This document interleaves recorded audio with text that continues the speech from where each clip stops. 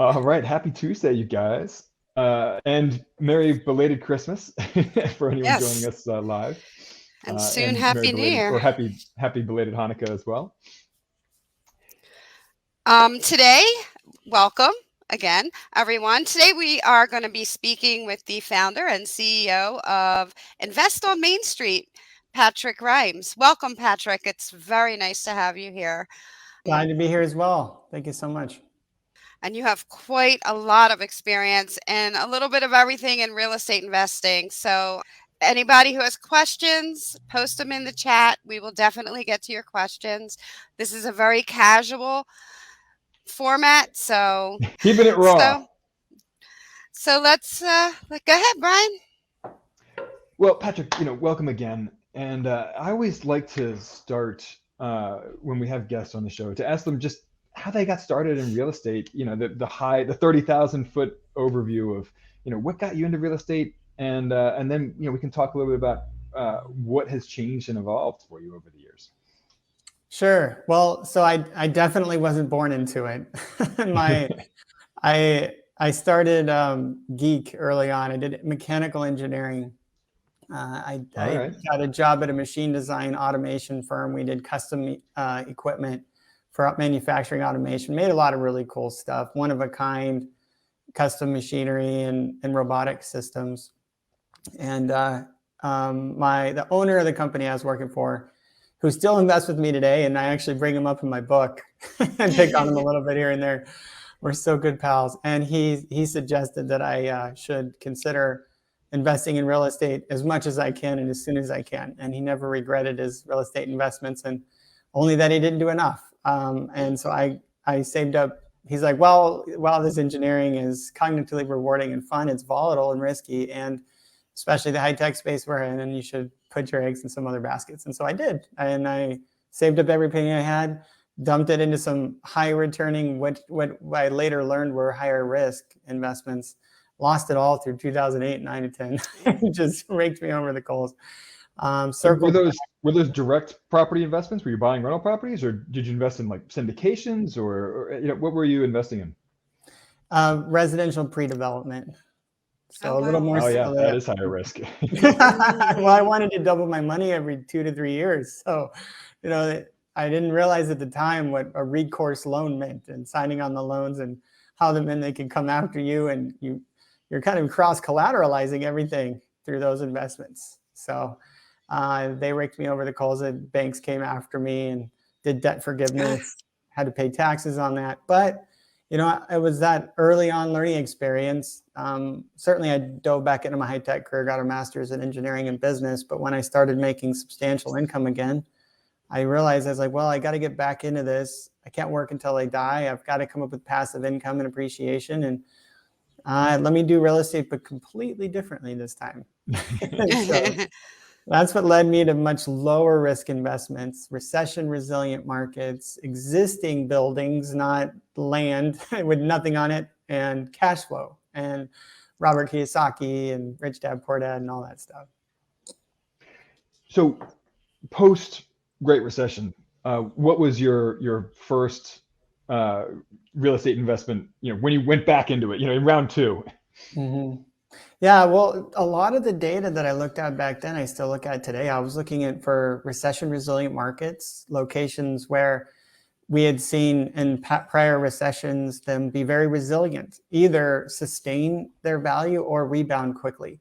So not the Phoenixes and Tucson's, Las Vegas's, or Orlando's, but more the Sun Belt, like the Houstons, for example, where it just rose, steady growth, and in 8, 9, and 10 leveled off and then started going up again. Whereas the other markets, right in the rest of the country, did 6 to 12 year swing just to break even, right? And a lot of the investments. So I look for specific markets that, being a little bit of an analyst myself, I have a bunch of different factors go into it, but I'm looking for specific markets that have built-in insulation through diversified employment in recession-resilient industries, and assets within those markets that tend to fare fairly well in the recession. So right now, it was to your question, Brian, single-family, 3-bedroom, 2-bath. and building a portfolio, buying distressed, but renovating quickly to cash flow with known comparables in a proven market. And now it's traded up to large 200 to 300, 20 to 50-year-old multifamily apartment buildings, which are in recession resilient markets, workforce housing, where people tend to move into these housing options in recessions because they're a lower cost option. So that's how that progressed.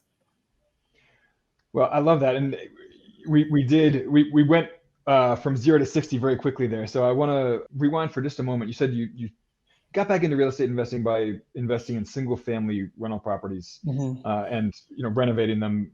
How did you make that transition from buying single family rentals to buying apartment complexes? Because that's a big gap to leap for a lot of investors. I got married. I met my wife.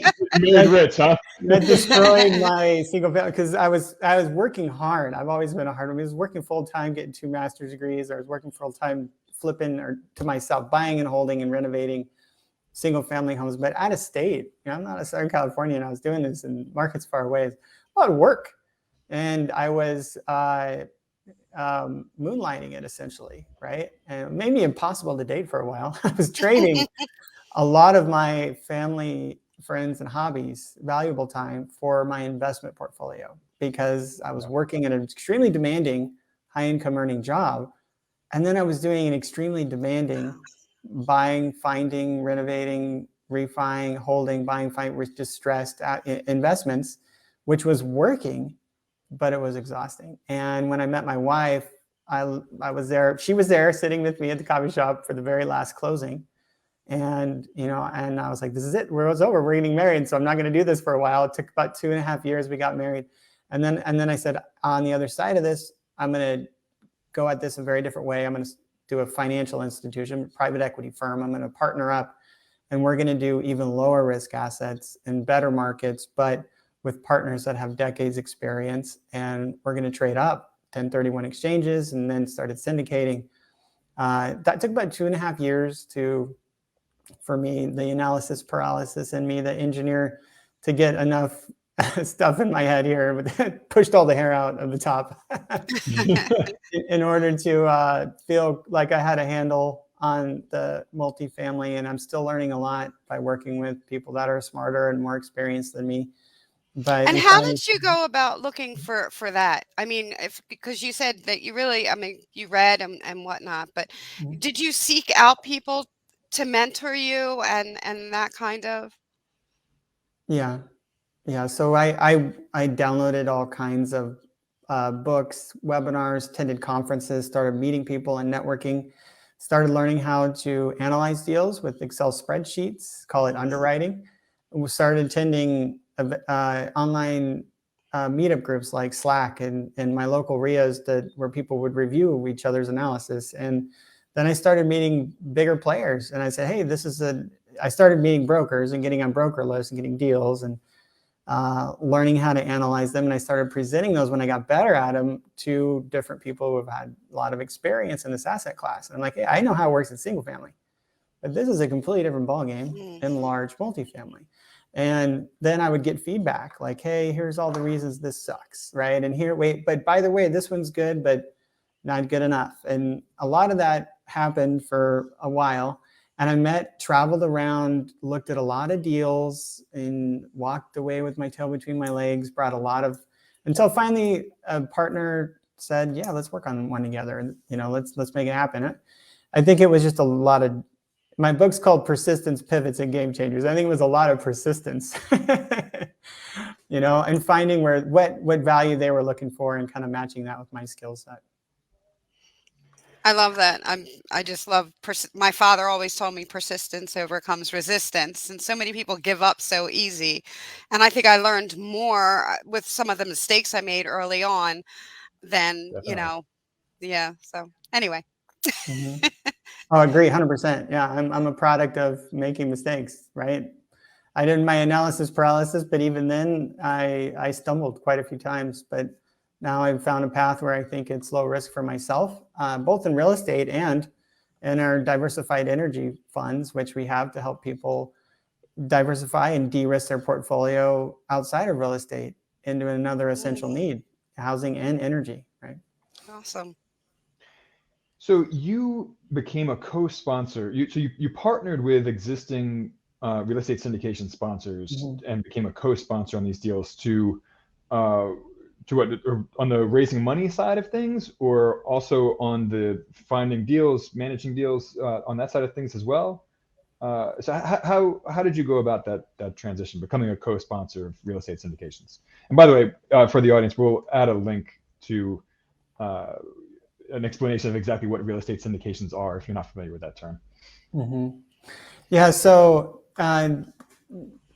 when I started trying to buy properties myself, I knew I didn't have all the money that I needed to buy these large assets. So I went from 3-bedroom, 2-bath all the way to 86 units. And my calculus was it had to be above 80 because by the time there was nothing between that, the longest, most stable assets for appreciation is 3-bedroom, 2-bath.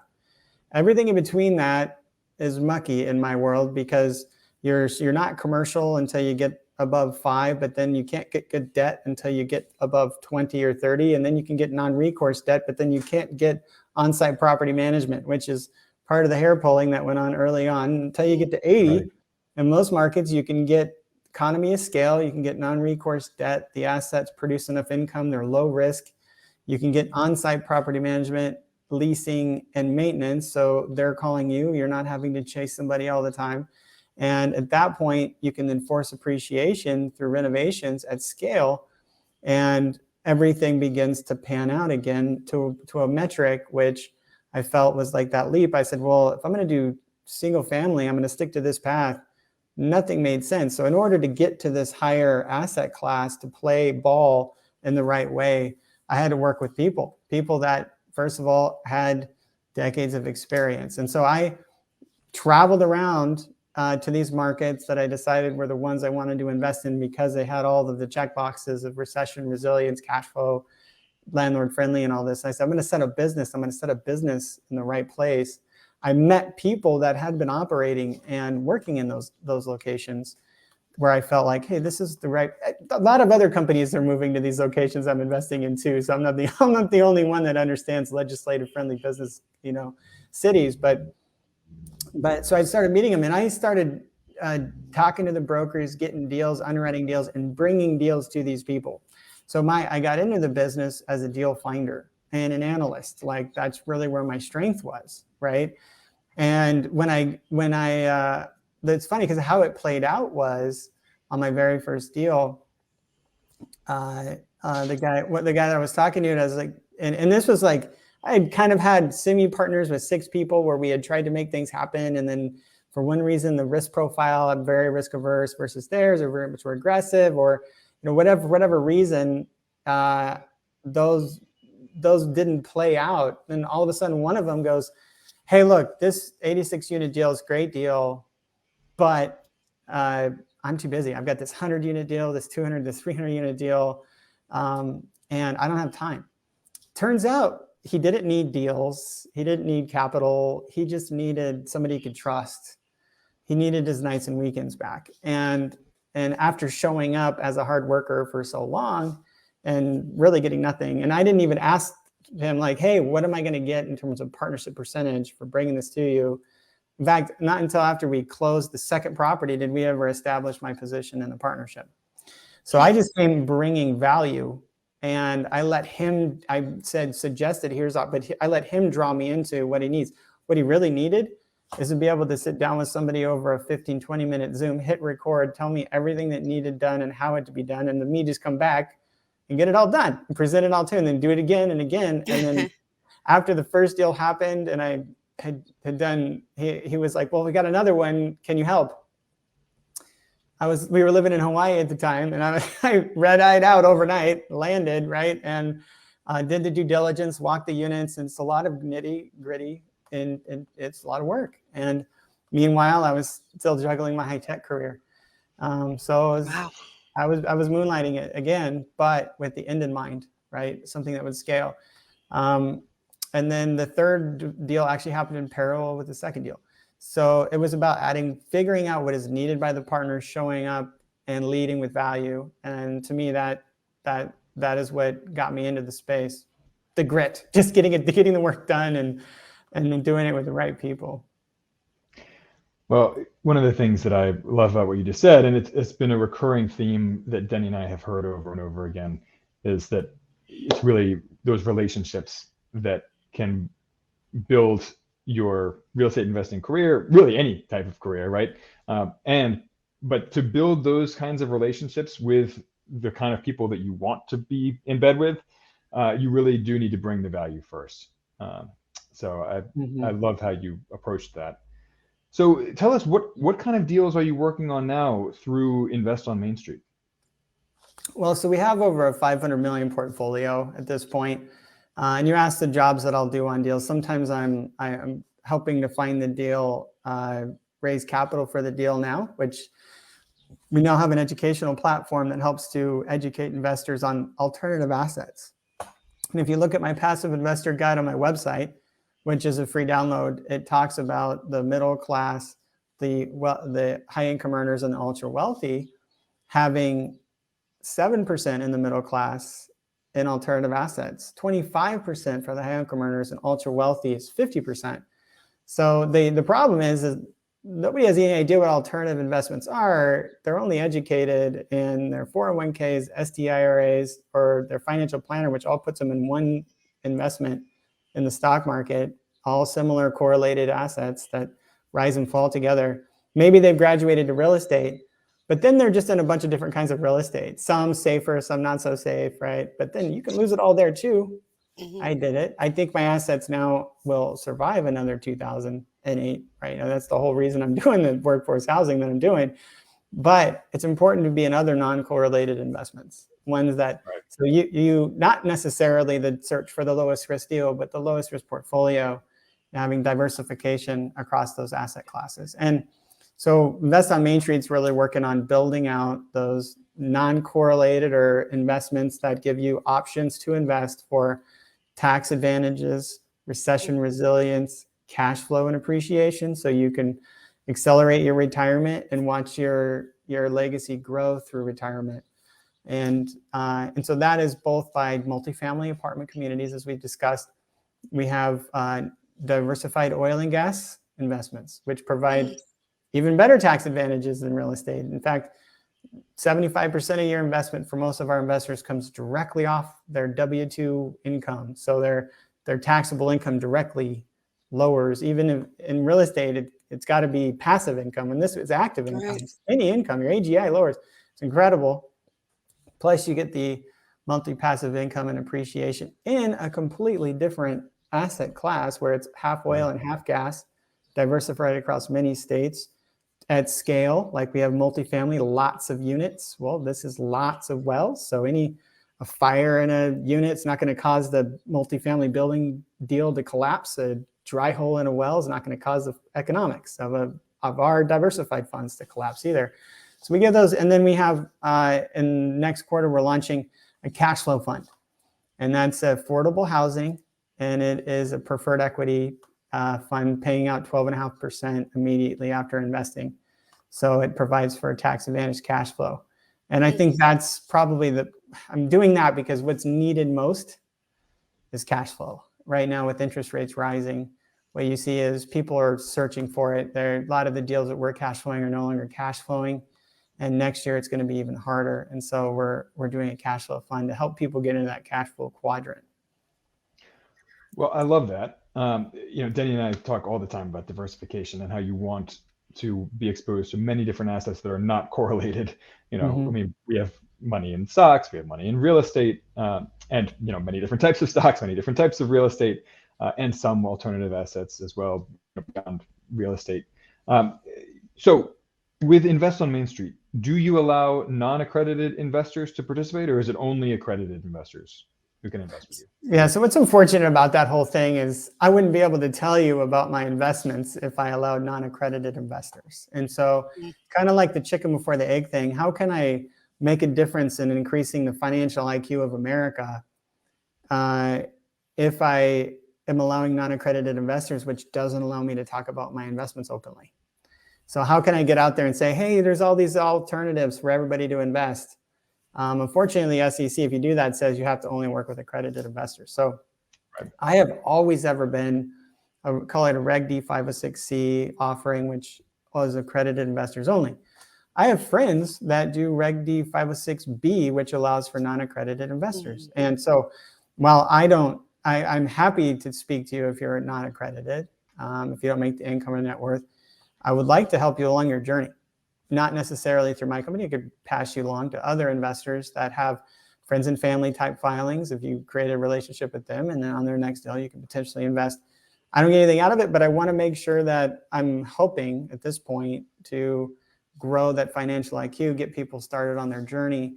But yeah, unfortunately, because I'm here talking about it, then you know that I can't allow non-accredited investors in my deals. So you also talked about tax advantages when we were talking about some of the investments that you pursue through Invest on Main Street. And by the way, we included a link to that in the comments for anyone who's following along in the audience. And you know, in your pre-interview notes that we were passing back and forth, you know, you mentioned that you mentioned some tax advantaged ways to invest in real estate as being a specialty of yours. So talk to us for a minute about self-directed IRAs and any other kind of advanced tax strategies that you can recommend to real estate investors to help them make the most of their tax advantages. Sure. Yeah. So I actually have some articles in Forbes. I mean, Patrick Grimes Forbes on 1031 exchanges, or Patrick Grimes Forbes on investing with your self-directed qualified plans that kind of outline some of these. I write for Forbes, these strategies. But I don't do a lot of that sort of more very creative infinity banking and all that. I'm more just kind of down the straight and narrow. Here's the old school tried and true paths. Those are qualified plans. Like if you have a past employer 401k and you're sitting on it in the stock market and your wealth is there, well, we can help you roll that over into a self-directed variant, or a piece of it into a self-directed variant of that same plan, which allows you to directly invest into our deals. Same thing with IRAs or Roth IRAs. Those all can be rolled over into plans. That allows you the ability to continue to grow.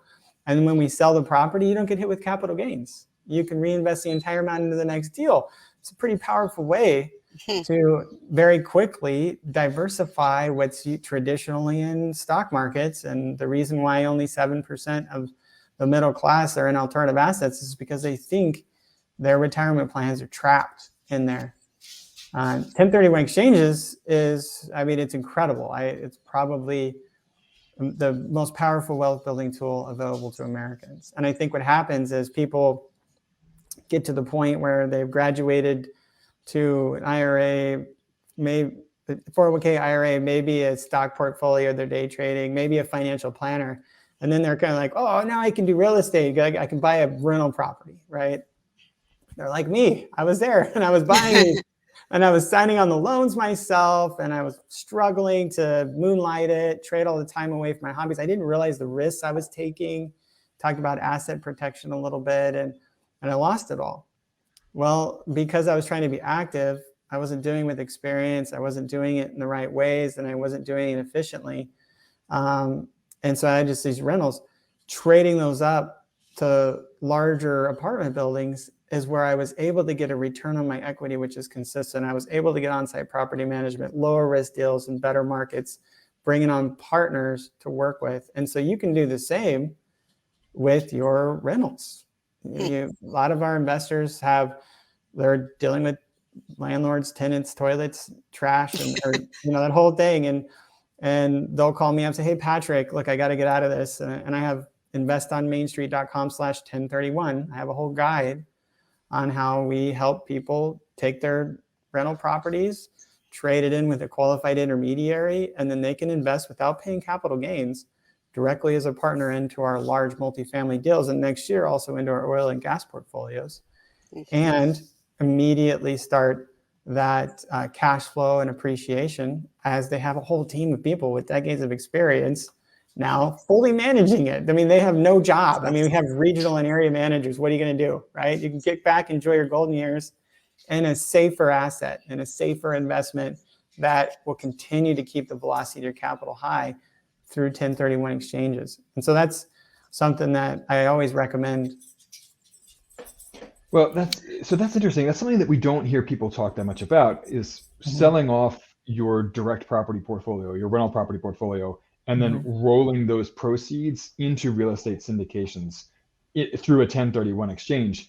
We're getting into some more advanced tactics here, but I'm glad to hear you talk about how that's both possible and profitable, because again, it's not something that people talk about very often. So. You also, I understand that you have some expertise on asset protection for real estate investors. Do you have any, and I know that's a whole complicated conversation in itself, but if you were to share one or two of your best asset protection tips for real estate investors, what would they be? Yeah, well, when you're talking to somebody who's lost it all one time, so that already doesn't want to do it again. I wish I had a better reason for why I've learned a little bit about asset protection other than I've lost it all and learned the hard way, right? But if we go back to the single family investor question, and if you type in Forbes, Patrick Grimes, asset protection, I've got articles where I map out the thought processes behind the mindset of sort of the single family owner versus an investment portfolio in larger commercial assets and syndications, right? Where you're a limited partner.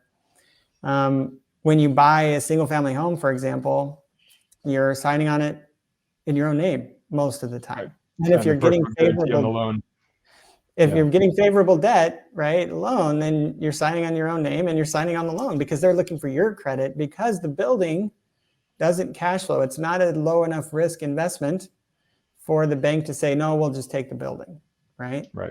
Well, our larger apartment buildings are. In fact, above 80 units, we have no problem.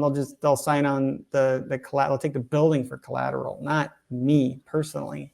That's happened to me. They came after me. And so what people don't, what the gurus are not telling you is that as you grow your single family portfolio, get 1 or 2 or 3 or 4, you're growing a couple things. Exposure, right? Not only is it pulling your hair out, it's going to be more challenging because you're trying to self-manage, find deals that you don't have time to find and do things you don't have experience doing, and perhaps not nearby you and not the best markets to do it in, right? But the more that you sign on loans yourself, you're searchable. And I was one of those guys that would run searches to find who owned properties and for how long. And we could calculate what your equity position was through that. And then we could make an offer that we knew would pay off your debt because we did the calculus, right? Well, if some people are out there, and it happens all the time, they're trying to sum up your net worth and figure out if you're worth suing. If somebody trips and falls, they call the wrong attorney. The attorney's like, well, let me run a search. I'll see if I'll do this pro bono, right? And so that that exposure, because you're cross collateralized, like I was, meaning that they're everything you own and all the properties are all in one basket, right? You can try and put them in an LLC to prevent liability, but then the bank finds out and they can call your loan due. It's bad. It's a bad situation. You're just playing games. And the reality is you don't have to do any of that. You don't have to take the time to do it. You don't have to take the risk to do it. You have to sign on loans. You have to put things in your own name. And you don't have to make it searchable. If you invest, for example, with me into a syndication, you're a limited partner, which means you're protected. You're not putting any more out than the capital you have in the deal. Meanwhile, we usually get your capital back in 2 to 3 years because we do a value play. We get in, we renovate quickly, and we refi out your capital. So you're even in there for a limited amount of time, but you're in an LLC, and an LLC that the bank knows about. You're not sneaking around them to try and do it like people do in single family. And in that LLC, the bank is a loan that you're not signing on either. So you don't have that legal exposure where somebody trips and falls and they sue you. Right. You don't have that financial exposure where maybe the building has a challenging day and the bank's not going to come after you or everything else you own and your other investments. Each of these investments are in their own islands. They're in the separate entities. Now, that means they're protected from each other. They're not cross-collateralized. Right? You're protected from them. If somebody trips and falls or the bank comes due, you're fine. But if you put them all into entities like I do, like Wyoming, I use Wyoming, Nevada, or Delaware. If you hold all these assets in one entity like that, then they're protected from you. Now, what does that mean? Well, that means, say you have a bad day, you drive and get in an accident and it's fatal, or you do something and you're guilty of it, right? And some attorney, frivolous or not, comes to you and says, hey, I'm going to sue you, and maybe you have insurance, maybe they've exceeded that insurance, but then the judge says, now we have a judgment against you. List all your assets. That's how it plays out, right? Now, that, first of all, that attorney, before they even decided to sue you, they can't find any of these private placements, any of these passive investments, because they're not registered anywhere. So first of all, they're not going to add that to the pot of gold that they're seeking because they don't know about it, right? It's not searchable. Secondly, say they do, and then they're going to come to the table and be like, well, shoot, they listed all these things that are in a Wyoming, Delaware, Nevada. We can't access them because those states provide asset protection. They prevent us from forcing that person to sell, which means that he just may sit on it forever, and we're not going to have a quick win. This person, so that part of his net worth, we're just going to throw out. So it limits your exposure and not only the likelihood somebody would sue you or even find assets that you own, but it prevents them from being able to force you to sell those assets, which gives you incredible asset protection. Yeah, and that's something that Denny and I don't talk about a ton, is how much better you're positioned as a limited partner or passive investor in real estate syndications compared to being a direct property owner. Yeah, I mean, you have no liability whatsoever as a limited partner. Whatever you've invested, that's the most that you can lose. Now, I want to be respectful of your time here. We do have a listener question that I wanted to squeeze in before we wrap up. Max Murphy asks, can you go into what makes oil and gas tax advantages better than real estate tax advantages? So, can you give us the lightning overview of oil and gas tax advantages compared to real estate tax advantages? Right. Well, if you're investing in direct oil and gas or food or housing, because the government's relying on us to feed, energize, and house America, unlike in countries like China, where those are all government institutions, they're going to incentivize you. But the IRS specifically pointed at domestic production of natural gas and oil and said, we're going to put specific allocations for tax advantages to people that do that, because we need to increase the domestic production of natural gas and oil. So they're saying the investment that you make as an individual, if you invest as an individual, that income you use to then invest, right? You made some money, now you're going to invest it, but you're going to invest it where we want you to put it. So we're not going to tax you on most of that. What does that mean? Well, for example, in my investment that's open today, if you go immediately to my website, Invest on Main Street, you log in and invest 100 grand into our diversified energy portfolio, we're going to pass to you between a 75 and 85% of your investment. So on 100 grand, maybe a 75 to 85 grand intangible drilling cost loss. So we're going to provide a K1, a partnership return that says you lost on paper 75 to 85 grand. Now, but you're all in at 100 still. You haven't lost anything. It's a paper loss. Now that, different than real estate, that actually flows through to offset your ordinary income. In real estate, that can only be used for passive income. And in oil and gas, your adjusted gross income or your ordinary income, your W-2, your K-1s, your bonuses, all that stuff. So if you make 400 grand a year and you invest 100,000 into our deal, we're going to take your $400,000 tax position. we're going to reduce it to at minimum 325. And now you're only taxed Wow. on 325. Most of our investors, does that put you in a new tax bracket as you get down? Most of our investors realize about a 30% return on their investment just from the year one tax advantage. If you invest right now before the end of the year, we're going to pass through that tax advantage when you file your taxes. You're not going to have to pay that. Immediately, right off the bat, you're going to like almost a 30% return. Then we're going to pass through 10 to 20% cash flow, which is not taxed. Then we're going to do a return of capital. We're projecting, these are all projections, of course, in the third year, and then a 3x equity multiple in 3 to 5 years that we can 1031 exchange forward, like real estate. So the aggregations are all there. The same kind of returns are all there, but with oil and gas, it comes off your ordinary income. But now if you don't exchange, when you do sell off those assets in 3 to 5 years, I mean, do you have to, if you don't do a 1031 exchange on that with oil and gas investments, do you have to repay those paper losses similar to like depreciation recapture for real estate? Yeah, so there's a couple ways to address that. So for example, if we go with the scenario where you invest 100 grand, which is our minimum, and you save 30 grand, okay, in your taxes, that would be, if we pass through a 75% paper loss and you're a 40% tax bracket, you'd save about 30 grand on 100 grand roughly, okay?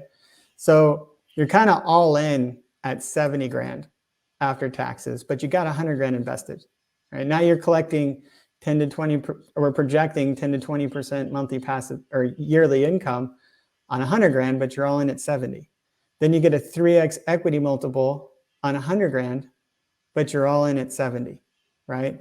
At the end of the investment, that 30 grand of Uncle Sam's that you've had invested this entire time, you've seen cash flow from it and you've seen an equity multiple on it. But at the end, if you cash out, they're going to say, can you give me that 30 grand back? Right? You're not investing it anymore. We gave it to you while you had it invested. But but if you want to reinvest it, and then you can keep it. But we let you have it long enough to make a return on it. But now we want that 30 grand unless you 1031 it forward into a like kind. That is also a tax incentive that then you keep investing it in the way we want. We'll let that ride. Does that make sense? Huge Sure. win either way. Yeah, so you keep earning the cash flow on it, but you don't have to repay back Uncle Sam any of those tax advantages that you received while you're on it. I love it. Yeah. Well, Patrick, thank you so much for joining us today. This has been a wonderful conversation. I love what you guys are doing over at investonmainstreet.com. And we hope can I offer my book? Can I offer my book to your listeners? Please, absolutely. Absolutely. Yeah. So persistence, pivots, and game changers, turning challenges into opportunities. Love it. I'm here, and I got hair. Before my wife did the COVID cut, the final COVID cut, right? So I tell my whole story in here. I've got truckloads of them. We give it away for free. It did make an Amazon #1 bestseller. Way cooler people than an engineering nerd on here. There's like Phil Collins, lead guitarist of the Def Leppard, Russell Gray from real estate guys, NFL, NBA players, athletes. Really cool book. Lots of great stories, turning challenges into opportunities, persistence, pivots, and game changers. Investonmainstreet.com/book. Investonmainstreet.com/book. And we have a form you can fill out. I do sign them. We have somebody that sends them out to you. And be happy to offer a free, but I just need you to come up with a promo code and make sure they type in that promo code so we know who you are, where you came from, and that you're not somebody random. And then we'll get this off to you. And if anybody else wants to chat, I'd be happy to have that investonmainstreet.com/contact, and I'll hopefully get you pointed in the right direction. Thank you Awesome. very much. I learned a ton. I need your promo code. They need your promo code. So you have to come up with a promo code right now. Spark. Put us on the spot. Spark. That's an easy one to remember. And we did put a link in the comments here, investonmainstreet.com/book. So it's easy to click on. Promo code SPARK. There it is. Just keep it easy. Yeah. And so everyone take advantage of that offer for a free copy of Patrick's book. Patrick, thank you again for joining us. We can't Yes. wait to have you back on sometime soon and hear about what you get into in 2023 and beyond. Looking forward to it. Thanks for having me. Thank All you. right. We'll And see you guys everybody next have a week. great Tuesday. Yes. And And Happy Happy New New Year. Year.